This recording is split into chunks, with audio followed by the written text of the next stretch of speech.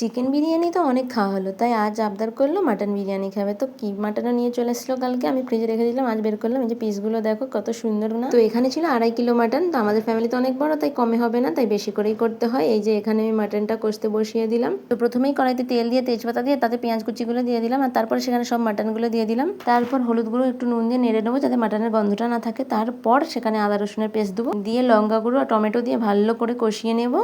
আর লাস্টে দেবো টক দই। টক দইটা লাস্টে দিয়ে কষালে কিন্তু দারুণ লাগে, স্বাদ আরো দ্বিগুণ হয়ে যায়। এই যে মাটন রেডি, পাশাপাশি আমি আলু ভেজে রেখেছিলাম ও পেঁয়াজ বেরেস্তা করে নিচ্ছি। এবার দমে বসানোর প্রস্তুতি চলছে। তো প্রথমে আমি ঘি দিয়ে দিয়েছি, তারপর ভাত, আলু, কিছুটা মাটন দিয়ে বিরিয়ানির মশলা আর পেঁয়াজ বেরেস্তা দিয়ে, তারপর সামান্য ভাত দিয়ে আবার যেরকম সাজানো সেরকম করে সাজিয়ে দিলাম। দুপাটে করলে স্বাদটা বেশি উঠে অনেকজনের, তো তাই আমি নিচে সবকিছু দিই। তারপর লাস্টে ভাত দিয়ে কিছুটা পেঁয়াজ বেরেস্তা আর বিরিয়ানির মশলা দিয়ে দিলাম। মশলাটা কিন্তু আমি ঘরে বানাই, দোকানের মশলাই কিন্তু বাড়ির মতো অত স্বাদ লাগে না। তারপর কিছুটা কেওড়া জল, গোলাপ জল দিয়ে বাকি ঘিগুলো দিয়ে দিলাম। তারপর দুধে কেশর ভেজানো ছিল সেটা দিয়ে দিলাম, আর আবার লাস্টে কিছুটা টক দই দিয়ে দিলাম। এভাবে বানালে কিন্তু স্বাদটা দারুণ ওঠে। এবার লাস্টে ডিমগুলো দিয়ে ঢাকা দিয়ে দমে বসানোর জন্য নিয়ে চলে